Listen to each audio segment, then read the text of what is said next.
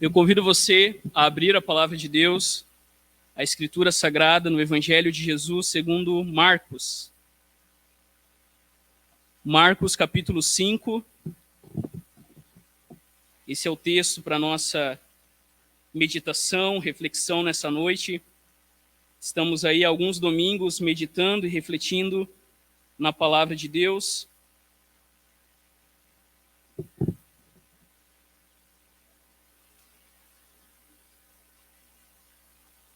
Marcos, capítulo 5. E eu convido você a ficar em pé para a gente ler a palavra de Deus. O tema da pregação do sermão nessa noite é o Rei que veio para libertar.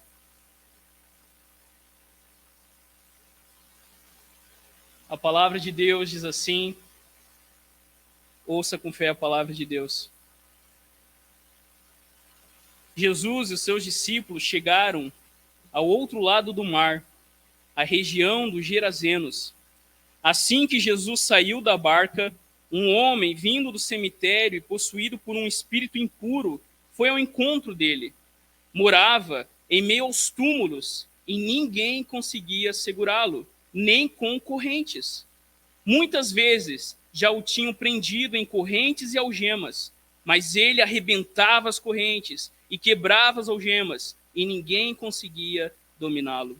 E estava sempre em meio aos túmulos e pelas montanhas, dia e noite, gritando e machucando-se com pedras. Quando de longe viu Jesus, correu e ajoelhou-se diante dele, clamando em alta voz: "O que queres de mim, Jesus, filho do Deus Altíssimo? Por Deus, eu te imploro que não nos destruas." Porque Jesus lhe dizia: "Espírito imundo, saia deste homem." E Jesus lhe perguntou: "Qual é o seu nome?" Ele respondeu: "Meu nome é Legião, porque somos muitos." E suplicava com insistência que Jesus não os expulsasse da região. Havia aí uma grande manada de porcos pastando na montanha. Então os espíritos impuros suplicavam a Jesus, dizendo: "Manda-nos para os porcos, para que entremos neles." Jesus permitiu. Os espíritos impuros saíram e entraram nos porcos, e a manada de uns 2.000 lançou-se em direção ao mar, precipício abaixo, e afogou-se no mar. Os que cuidavam dos porcos fugiram para dar a notícia na cidade e nos campos, e as pessoas foram ver o que tinha acontecido. Foram até Jesus e viram o endemoniado sentado, vestido e no seu perfeito juízo, aquele mesmo que estivera possuído pela legião, e ficaram tremendo de medo. Os que tinham visto o fato lhes contaram o que tinha acontecido ao endemoniado e aos porcos. Começaram então a pedir que Jesus saísse do território deles. Quando Jesus entrou na barca, o homem que tinha sido endemoniado pediu que o deixasse ficar com ele. Jesus não deixou e lhe disse: "Vá para a sua casa, para os seus, e lhes anuncie tudo que o Senhor fez por você e como teve misericórdia de você." Ele partiu e começou a anunciar em Decápolis o quanto Jesus tinha feito por ele, e todos ficavam maravilhados. Essa é a palavra do Senhor. Feche seus olhos. Senhor, obrigado pela tua palavra, que ao olharmos para esse texto a gente perceba a importância desse tema para a nossa vida, nos lembra que nós estamos no meio de uma guerra, mas nos lembra também, Deus, que nós só podemos vencer essa guerra quando nós usamos, ó Deus, a armadura do Senhor, a palavra do Senhor, quando nós realmente descansamos na vitória de Cristo sobre a cruz do Calvário. Nos lembra que nós já somos mais do que vencedores em Cristo Jesus, e por isso a tua igreja pode avançar e pregar o teu evangelho e libertar pessoas para que o teu reino avance. Pai, que nessa noite a gente também possa olhar para esse texto e ser liberto das amarras, das artimanhas, dos enganos que muitas vezes Satanás tem lançado no nosso coração. Que as palavras dos meus lábios e a meditação do meu coração sejam agradáveis na tua presença, Senhor, rocha minha e redentor meu. Por Cristo Jesus nós oramos. Amém e amém. Você pode se sentar. As crianças que estão aí, acho que vocês já estão até, né, nesse primeiro quadradinho aí. Eu quero que vocês desenhem, depois pintem quando você pensa no vilão das histórias que você conhece, seja a história que for aí, seja história de herói, seja algum filme, algum desenho que você viu, eu quero que você desenhe o vilão. Quando você pensa num vilão malvado, desenhe ele nesse primeiro quadradinho e a gente já volta aí a conversar com as crianças que estão aqui. Queridos, no cristianismo, no livro Cristianismo Puro e Simples, C.S. Lewis escreve que uma das coisas que mais o surpreenderam quando ele leu o Novo Testamento pela primeira vez de forma séria foi o fato de ele falar sobre o poder das trevas no universo. Um espírito mau, poderoso, que se supunha ser o poder que está por trás da morte, que está por trás da doença, que está por trás do pecado. A diferença é que quando ele leu o Novo Testamento e quando a gente lê o Novo Testamento, esse espírito mau, poderoso, na verdade foi criado pelo próprio Deus. E esse espírito era bom quando foi criado, mas se corrompeu com o seu orgulho. A gente sabe das passagens do próprio Cristo, diz que ele viu Satanás caindo como um relâmpago sobre a terra depois do seu orgulho. O cristianismo, então, mostra para nós que nós estamos, de fato, em uma guerra. Mas essa guerra não é como muitas pessoas pensam. Essa guerra não é sobre dois poderes independentes. Essa guerra não é sobre Deus e o diabo, meio que, como a gente já falou várias vezes, numa queda de braço. Essa guerra espiritual, essa guerra que nós vivemos, na verdade, se assemelha, como disse C.S. Lewis, a uma guerra civil, a uma rebelião. E o que nós estamos vivendo no universo é que rebeldes se voltaram contra Deus. Demônios que foram criados bons se voltaram contra o Criador. O mundo que a gente vive. E a gente precisa compreender muito bem isso, para não sair daqui tendo umas visões equivocadas sobre a guerra que nós estamos travando. Mas o mundo que nós habitamos é um mundo que está em guerra. E quando nós olhamos para essa história aí de Marcos, nós vemos um homem que retrata o poder das trevas agindo na vida de um homem. A descrição é forte. Olha aí no texto. Diz que ele vivia num cemitério, ele já havia sido acorrentado, ele vivia gritando dia e noite, se automutilando. O que nós vemos aqui é aquilo que Satanás, é aquilo que o diabo, é aquilo que o poder das trevas quer fazer na boa criação de Deus. Porque esse próprio termo, Satanás, você sabe o que significa a palavra Satanás? Quem sabe o que significa? Quem sabe o que significa a palavra Satanás? Não? Oi? Acusador. Adversário. O que nós vemos aqui, queridos irmãos e irmãs, é que o mal é a força da anticriação, da antivida, é a força que se opõe ao bom mundo criado por Deus e, acima de tudo, o que o diabo quer é destruir a imagem de Deus que homens e mulheres carregam. A intenção do diabo é nos destruir. A intenção do diabo é destruir a sua vida, te desfigurar, te destruir. E é isso que nós vemos aqui nesse homem possesso por esses demônios, por esses espíritos imundos. O que o diabo quer é destruir a boa criação de Deus. Ele quer nos levar à morte, à destruição, à escravidão. Quando a gente olha para ele, o diabo agindo, a sua intenção, o seu plano é fazer que você não reflita a imagem de Deus. É fazer com que eu e você sejamos escravizados e vivamos uma vida de escravidão. E quando olhamos então para Cristo e sua missão, nós vemos que Jesus veio exatamente para destruir as obras do diabo. E o cristianismo é a história de como o rei legítimo ele aportou no seu mundo de maneira disfarçada e nos chama agora a participar da sua campanha de sabotagem. E C.S. Lewis, nesse mesmo capítulo do livro Cristianismo Puro e Simples, ele diz assim: quando você vai à igreja, na verdade você está captando ondas secretas da rádio de nossos aliados. Eis porque o inimigo está tão ansioso por nos impedir de ir para lá. Quando a gente se reúne como igreja, quando a gente se reúne como culto, algo extraordinário, algo profundo está acontecendo. Nós nos reunimos para ouvir aquilo que Deus nos fala por meio da sua palavra e nos chamando a viver a sua missão no mundo. Por isso, embora a gente seja uma igreja reformada, uma igreja presbiteriana, não tem como a gente ignorar esse assunto que aparece diversas vezes no Evangelho de Marcos. Não é um assunto periférico, não é uma coisa que a gente pode deixar para lá. Eu e você precisamos ter uma visão clara sobre o mundo espiritual e sobre a batalha que eu e você estamos vivendo. Mas grave isso no seu coração. A grande estrela dessa história, o grande personagem, não é Satanás, mas é Cristo. Cristo, que vai ao encontro daqueles que sofrem sobre o poder do mal, que confronta o poder do mal. É Cristo que transforma pessoas cativas em libertas. E nessa noite, o resumo daquilo que nós vamos conversar, e as crianças que estão aqui, tem uma perguntinha aí em cima do desenho, as crianças aqui, ó.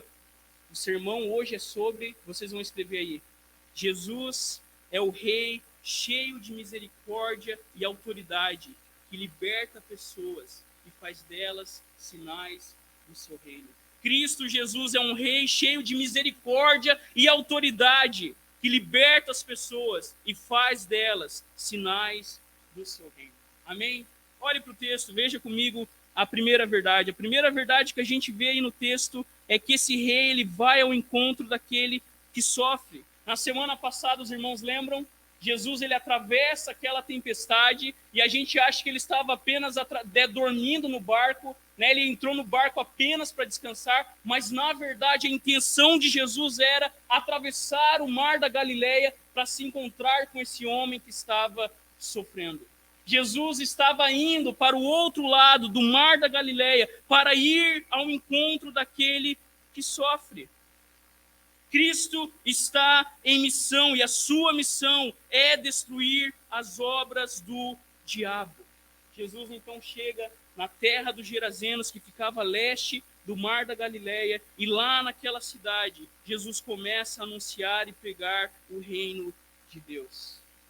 Jesus, pense nisso, Jesus ele deixa as terras de Israel, ele sai do meio do povo de Deus e ele vai até os gentios para libertar os gentios, porque essas cidades eram repletas de não-judeus, de gentios, que estavam também sofrendo sob o poder do diabo. O que a gente vê aqui é que Cristo vem para realmente ir ao encontro daquele que sofre. O que Jesus está fazendo aqui é, na verdade, aquilo que Abraão e os seus filhos não poderiam fazer.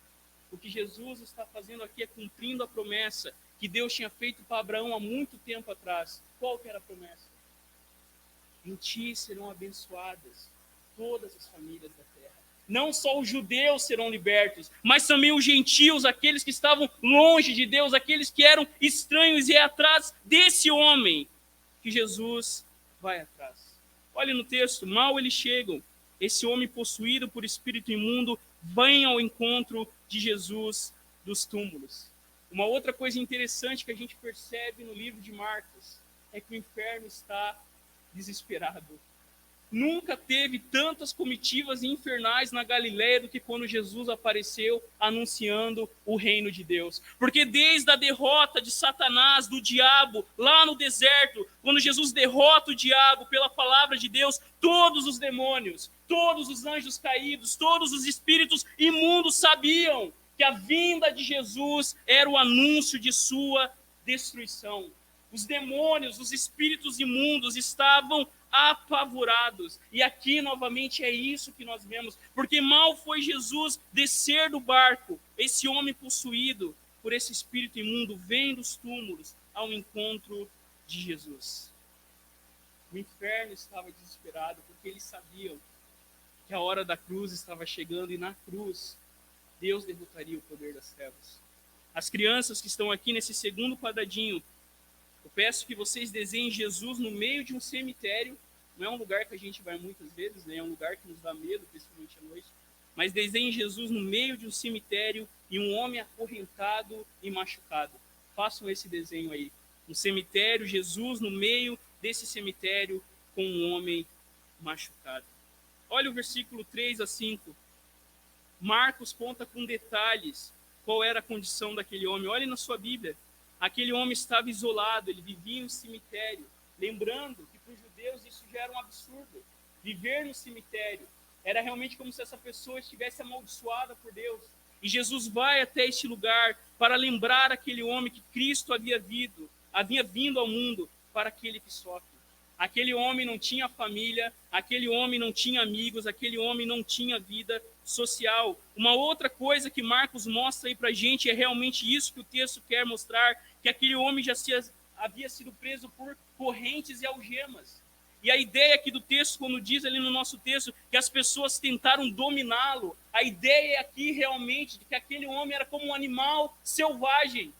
Aquele homem não era mais um homem, aquele homem era um bicho que vivia no cemitério, que vivia acorrentado e nem mesmo as correntes podiam segurá-lo. E por fim ainda, Marcos escreve que esse homem estava se autodestruindo. Aquele homem, ele ficava se ferindo com pedras. Esse retrato, queridos, é a intenção do inimigo em tirar a nossa humanidade, fazer de mim e você, homens e mulheres, animais selvagens. E a gente às vezes pode estar pensando, né? Eu não estou acorrentado, não moro no cemitério, eu estou tranquilo, né? Ledo engano. Porque as correntes piores que essas físicas são aquelas correntes mentirosas e enganosas que o diabo planta no meu e no seu coração. A gente se julga que está bem, mas na verdade muitas vezes a gente se encontra acorrentado diante da mentira, diante das artimanhas, diante daquilo que o diabo lança no nosso coração. Lembra, isso aqui está conectado. Lembra lá da parábola do semeador? As sementes que caem no meio do caminho, vem o diabo e tira.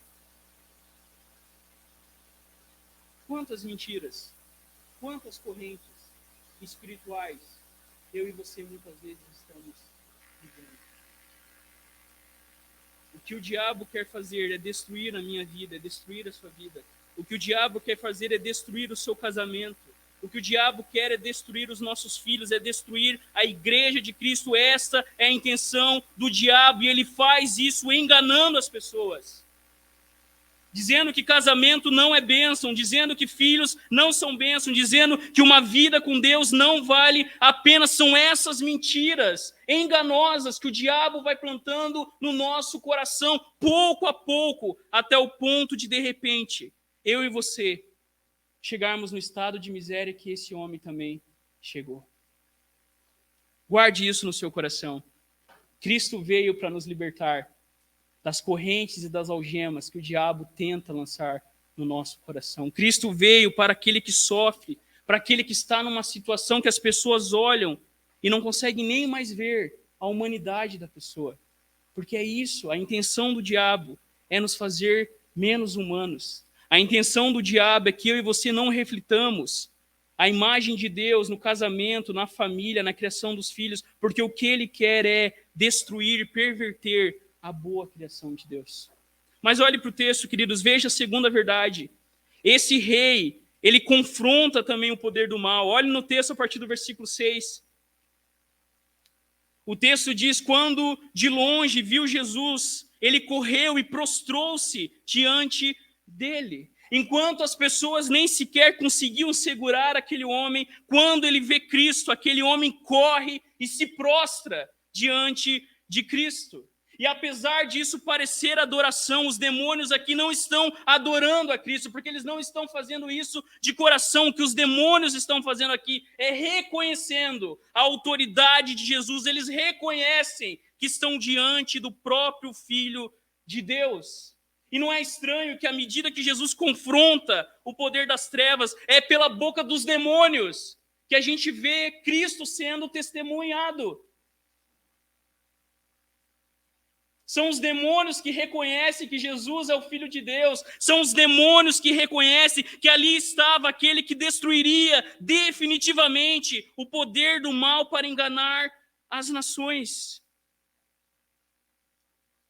Aquele espírito imundo, então, grita diante das palavras de Jesus. Aí no versículo 9, 8, a gente diz, Jesus tinha dito a ele, espírito imundo, saia deste homem. E aquele espírito grita em alta voz e olhe bem o que ele fala.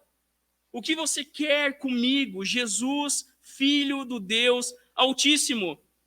Por Deus, peço-lhe que não me destrua. A gente precisa ter uma visão clara sobre que batalha a gente está lutando. Os demônios reconhecem a autoridade de Jesus. Os demônios pedem em nome de Deus que Jesus não os destruísse.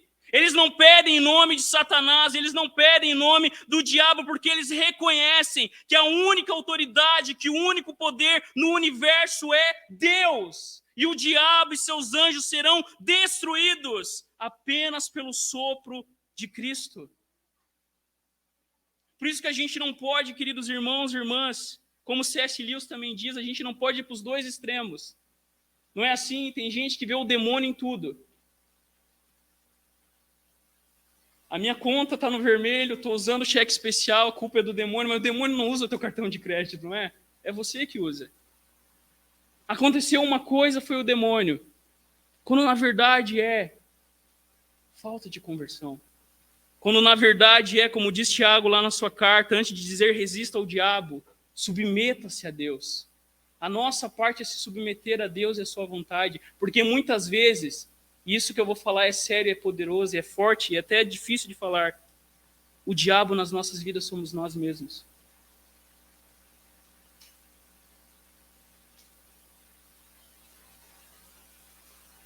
Mas há outro extremo. Ao extremo daqueles que acham que isso não existe. Ao extremo daqueles que acham que não. O diabo não está preocupado com a nossa vida e não entende que muitas vezes que acontece na nossa vida, nós estamos sendo tocados e usados pelo próprio inimigo. Pense em Pedro, não é? Pedro, né, mostra isso pra gente. Ele fala, tu és o Cristo, Filho do Deus vivo. 5 minutos depois, Jesus fala que vai para a cruz, que tem que morrer. E o que Jesus responde? Para Pedro. Arreda, Satanás, porque não cogitas as coisas de Deus e sim as dos homens. Então nós precisamos olhar para aquilo que a palavra nos ensina e ter em mente clara, queridos e queridas, que os demônios são anjos caídos, que foram criados por Deus e que se rebelaram contra Deus. Eles não são forças iguais em poder a Deus, porque um dia todos eles sabem que serão destruídos. Olhe para o texto, Jesus pergunta qual era o nome daquele espírito imundo e ele responde, Legião é o meu nome, porque somos muitos. E a ideia aqui de legião não é dar um número exato, mas a ideia aqui realmente é de mostrar o poder destrutivo das forças do mal e como esses demônios, como esses espíritos se reúnem para frustrar o plano de Deus. O propósito de Jesus aqui ao perguntar aquilo não era entrevistar o demônio, como a gente vê acontecendo em alguns lugares. O propósito de Jesus era mostrar para aqueles que estavam ali que ele tinha autoridade sobre todo um exército de demônios com apenas uma palavra. Jesus não precisou aqui fazer um ritual, não precisou fazer um espetáculo, não é? Apenas com o poder da sua palavra, Jesus ele expulsa esse exército hostil que estava ali para destruir a vida daquele homem. Olhem no texto, queridos. Os demônios, então, e a ideia aí, eles imploram que Jesus não os mandasse para fora do país, ou seja, que Jesus não os mandasse para o inferno. Olha só que interessante isso. Os demônios não querem ir para o inferno. E essa é uma visão que a gente precisa, dentro da igreja, clarear. O diabo não reina no inferno. Os demônios não reinam no inferno. Quem reina no inferno é Cristo. Porque lá na carta de Pedro, Pedro diz assim, pois Deus não poupou nem os anjos que pecaram, ele os lançou no inferno, em abismos tenebrosos, onde ficarão presos até o dia do julgamento. Aqueles espíritos não queriam voltar para o inferno, porque eles sabiam que lá era um lugar onde eles seriam atormentados, porque é Deus quem reina no inferno, e os demônios sabem muito bem disso. Por isso que a intenção deles é desconfigurar a boa criação de Deus. As crianças, nesse próximo quadradinho, agora eu vou pedir para vocês desenharem uma manada de porquinhos, porque a partir do versículo 11 e 13 a gente tem essa história curiosa. Olha aí no texto. O texto diz que havia ali uma grande manada de porquinhos, e os espíritos pedem permissão para que Cristo deixasse com que eles pudessem entrar naqueles porquinhos. E o texto diz que eles só fazem isso porque Cristo permite. E o texto diz que eram muitos porquinhos, olha no texto, 2.000, mas haviam tantos e tantos espíritos imundos que os próprios porquinhos ficaram malucos, ficaram loucos, não conseguiram resistir à pressão daquilo. E o texto diz que eles caíram no despenhadeiro abaixo e se afogaram naquele mar. Lembre-se que Jesus acabou de sair de uma tempestade. Alguns comentaristas dizem que a intenção do diabo naquela tempestade era impedir Jesus de salvar aquele homem. Porque a intenção do diabo, o que chama a nossa atenção aqui não são tantos porquinhos, mas o que chama a nossa atenção é que os demônios queriam fazer aquele homem aquilo que eles fizeram nos porcos. Eles queriam destruir aquele homem, eles queriam acabar com a vida daquele homem. Mas Cristo vai até lá, Cristo confronta o poder do mal e aqueles espíritos imundos são obrigados a voltar para o mundo das trevas. Amém? Uma terceira e última verdade, olha aí no versículo 14. Cristo é o rei que vem até o que sofre, Cristo é o rei que confronta o poder do mal, não há o que temer. Cristo é um rei que transforma as pessoas. Olha a partir do versículo 14. Os que tratavam dos porcos fugiram e foram anunciá-lo na cidade e pelos campos. Então o povo saiu para ver o que tinha acontecido. Quando a gente olha para esse texto, a gente vê qual era a intenção de Cristo. A intenção de Cristo era transformar aquele homem, não só aquele homem. Diante do confronto de Jesus às forças do mal, as pessoas começam a proclamar aquilo que Jesus estava fazendo. Aqueles que cuidavam dos porcos foram até a cidade e começaram a anunciar: vocês não vão acreditar no que aconteceu. Eles anunciam, eles compartilham aquilo que Jesus havia feito. E quando as pessoas da cidade e do campo ouvem aquela notícia, todos vão correndo para ver o que havia acontecido. Quando eles chegam lá, eles veem aquele homem que muitos conheciam. Provavelmente muitos deles ali tentaram segurar aquele homem. Todos ficaram, diz o texto, ficaram atônitos, admirados, tremendo de medo, quando viram aquele homem em perfeito juízo sentado aos pés de Jesus. Eles se aproximam de Cristo e lá, perto de Cristo, está não mais aquele homem, que na verdade não era mais um homem, era um animal, era um bicho. Mas quando eles chegam lá, agora está um novo homem transformado pelo poder de Deus. Não mais aquele animal selvagem, mas um homem, diz o texto, assentado, vestido, porque até nu aquele homem andava, em perfeito juízo, e houve temor. Uma batalha foi travada aqui. E Jesus venceu essa batalha. Mas aquilo foi tão forte, aquilo foi tão assustador que o texto diz, olha só, as pessoas imploram, elas pedem a Jesus com insistência que Jesus se retirasse da terra deles. O temor das pessoas foi tão grande que eles pedem que Jesus os deixasse, porque eles não estavam conseguindo entender aquilo que havia acontecido. Olha os versículos finais do texto. A partir do versículo 18. Nós vemos como aquele homem foi transformado por Jesus. Quando Jesus estava entrando no barco, aquele homem que antes era possuído pelos demônios pediu com insistência que Jesus o deixasse ficar com ele. Jesus, porém, não permitiu. Ao contrário, ordenou-lhe para a sua casa, vá para a sua casa, para os seus parentes e conte tudo que o Senhor fez por você e como teve compaixão de você. O fim dessa história, que começa no cemitério, o fim dessa história agora é uma história de libertação e de missão. Aquele homem que parecia um animal agora se torna um missionário. E, aliás, quando a gente olha para isso atentamente, foi o primeiro enviado, o primeiro apóstolo, podemos dizer assim, enviado aos gentios. Aquele homem que havia sido endemoniado, aquele homem que havia sido subjugado, agora se tornou um missionário, agora se tornou alguém que proclama aquilo que Cristo fez na sua vida. E isso é evangelismo.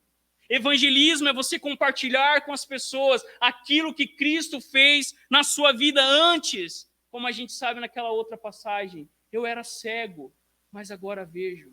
Pense Jesus se encontrando com a mulher samaritana, aquela mulher que estava buscando em relacionamentos aquilo que somente Jesus poderia lhe dar, e ela sai dali, e ela se torna uma missionária entre os samaritanos.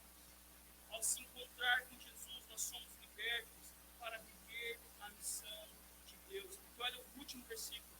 Então ele foi e começou a proclamar, e essa palavra aí, a ideia realmente de pregar, de anunciar em Decápolis tudo que Jesus lhe tinha feito, e todos seguiam. Queridos irmãos, Cristo transforma vidas que foram deformadas por inimigo. Atente-se a isso. Você que está aqui sentado nessa noite confortável, nesse banco, se lembre disso, que o diabo ele quer nos destruir. Se lembre que o diabo quer plantar no nosso coração mentiras. E se lembre também de uma situação que a gente sempre fala aqui. O diabo ele nos engana sutilmente, ele vai plantando a dúvida, a incredulidade, ele vai plantando o medo, ele vai plantando coisas no nosso coração, e como a aranha que vem devagarzinho, e a presa ali acha que está brincando e não vai ficar presa. Quando a gente vê, a gente foi cagado. Lembre-se daquilo que C.S. Lewis escreve: a estrada mais segura para o inferno é gradual, a ladeira é suave, com chão suave, sem curvas acentuadas, sem avisos de quilometragem e sem placas indicativas de sinalização. Nessa noite, pela palavra de Deus, eu imploro a você, capte as ondas da palavra de Deus. Lembre-se que você está numa guerra espiritual, mas se lembre também que não é na nossa força que nós vencemos o mundo espiritual, mas sim através da cruz do nosso Salvador, porque foi lá na cruz que definitivamente Cristo destruiu o poder do mal. É por isso que hoje pessoas que são possessas, e a gente acredita nisso, é por isso que pessoas hoje que são oprimidas pelo diabo, é por isso que hoje nações que são totalmente contra a fé cristã, irmãos e irmãs, que neste momento estão escondidos, adorando a Deus, a igreja pode avançar, porque o diabo já foi derrotado na cruz. O que cabe a mim e a você é crer e confiar nisso, e realmente viver a verdade, de que através de Cristo Jesus, eu e você podemos ser libertos de Deus. Amém? Queridos, 4 aplicações rápidas para a nossa vida. A primeira, lembre-se da realidade do mal. Lembre-se disso. O evangelho não é de forma nenhuma, diz o pastor Tim Keller, uma visão sentimental da vida. Na verdade, a Bíblia apresenta uma visão bem mais escura da realidade do que qualquer crítica secular. Ela nos diz que Satanás e suas legiões de demônios estão ativos no mundo. Conta-nos que somos tão profundamente falhos e cruéis que não podemos nos salvar sem a intervenção de Deus. Ainda assim, o Evangelho tem uma mensagem surpreendente sobre esses anseios por amor, morte e triunfo. Lembre-se da realidade do mal. Lembre-se que o diabo quer destruir a minha e a sua vida. Ele faz isso, nos acorrentando aos poucos através das mentiras. Não brinque como a gente era criança. Não brinque com o fogo, não é assim que o papai e a mamãe falavam para as crianças? Não brinque com o fogo. Não converse com o diabo, não é essa, não precisa nada disso. Mas lembre-se da realidade do mal. Como eu coloquei ali para vocês o texto de Efésios, e as crianças ali depois na folhinha, eu acho que não vai dar tempo, mas semana que vem vocês vão ficar com o pastor lá em cima. Lembre-se do que Efésios diz e a gente continua daí. Porque a nossa luta não é contra o sangue e a carne, mas contra os principados e as potestades, contra os dominadores deste mundo tenebroso, contra as forças espirituais do mal nas regiões celestes. Se lembre que a nossa luta não é contra as pessoas. A luta de Jesus não era contra Roma, não era contra a religião judaica, mas era atrás de todas essas coisas há um poder, há uma força que eu e você precisamos lutar. Uma segunda aplicação, queridos, considere, isso é importante, que Jesus tem poder sobre todo o mal. Satanás não é um Deus. Satanás é um anjo caído. Não existem duas forças iguais em poder opostas. Há somente um rei poderoso. E Paulo, na sua carta em Tessalonicenses, diz Então será revelado o perverso, a quem o Senhor Jesus matará com o quê?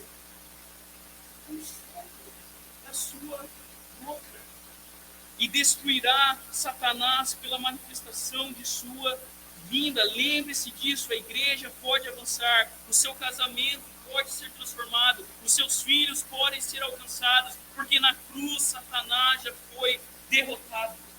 E a igreja vai avançar. Como diz Jesus, esse evangelho será pregado em todo o mundo. Então será o fim. Por que a gente pode avançar? Por que essa igreja está aberta há 19 anos? Porque na cruz Satanás já foi derrotado. Uma terceira aplicação, lembre-se disso. Não vá para a guerra também de chinelo de dedo. Revista-se, lembre-se disso. Não é a armadura do cristão, é a armadura de Deus. Não é na nossa força, não é com a nossa sabedoria.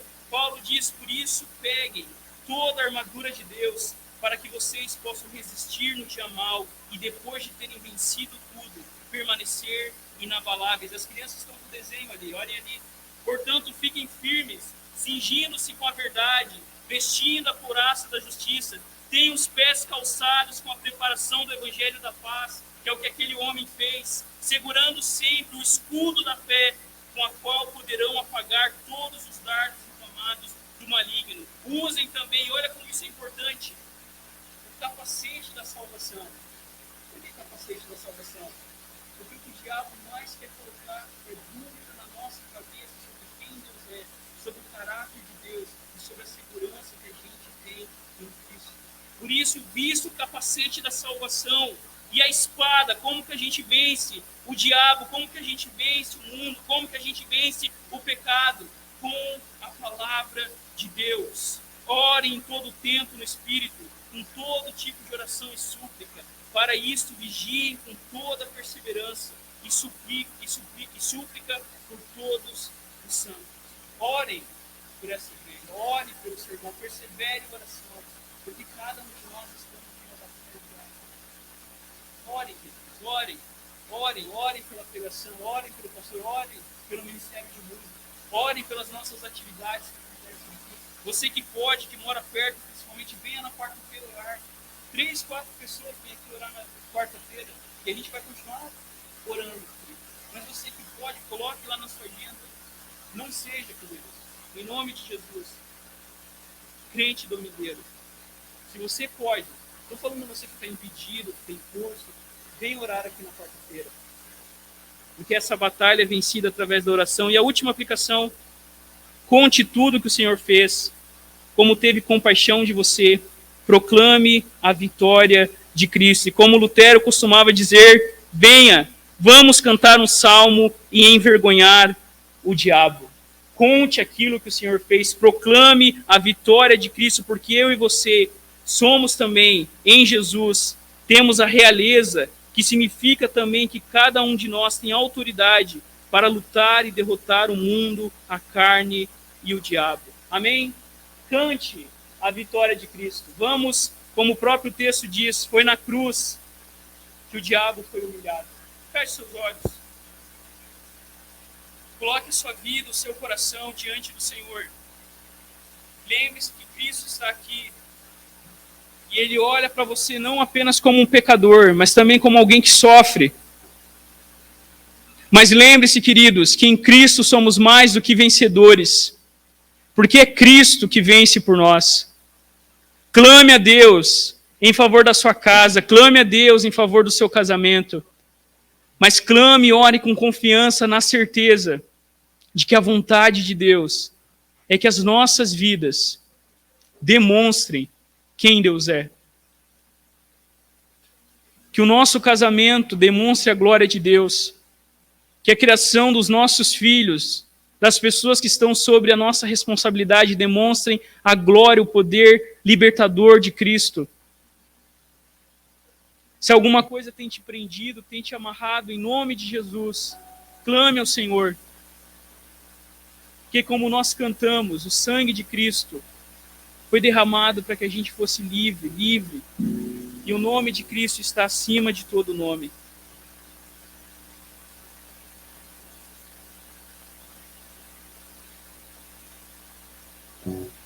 Senhor, nós somos tão fracos em nós mesmos que não conseguimos nos manter de pé por um só momento. Além disso, os nossos inimigos mortais, o diabo, o mundo e a nossa própria natureza não cessam de nos atacar. Tu, Senhor, é aquele que nos preserva e fortalece pelo poder do Teu Espírito Santo, para que não sejamos vencidos nessa guerra espiritual, mas constantemente, com todo esforço, possamos resistir aos nossos inimigos até que finalmente obtenhamos vitória completa. Nos lembra, Deus, dessa realidade. Nos lembra que em Cristo nós podemos vencer, por isso nós clamamos, Deus, em favor das nossas casas, das nossas famílias, das pessoas que fazem parte da nossa vida. A nós pedimos, Deus, dê a graça do arrependimento.